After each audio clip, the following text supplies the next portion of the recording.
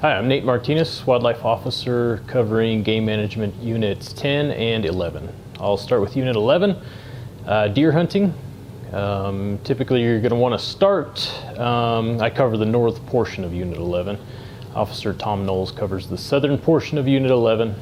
In my portion, deer hunting typically, as the seasons progress, you'll be moving westward following their migration. Areas to concentrate on, kind of surrounding Highway 40 from the town of Maybell west to Elk Springs.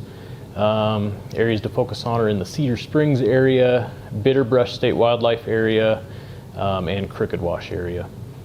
The same goes for elk hunting. It'll be a westward migration, usually focusing on those same areas, especially the later seasons you go into, the fourth season, December seasons. You'll want to concentrate on the further west portions of that, especially Crooked Wash, Pinion Ridge area in 11. As far as antelope hunting in Unit 11, pretty wide open country. Typically you're going to focus on areas more so on the east end of the unit. In Bitterbrush State Wildlife area, a little bit Crooked Wash, Cedar Springs area also. Moving on to Game Management Unit 10, a quality or a trophy unit for both deer and elk. If you've drawn the tag, consider yourself very lucky, especially the elk license, as it is essentially a once-in-a-lifetime tag. I will give you some brief information on that, but you'll likely want to call me directly to get as much information as you can to benefit from your 20 plus years waiting to get this license. Starting with deer, a little easier to draw, but deer, and that goes for elk too, you'll mostly want to focus on the northwest portion of Game Management Unit 10. That's where most of the critters are going to be, on Blue Mountain in general. So deer and elk generally found in the same area, so I'll just list off a few areas to focus on Blue Mountain.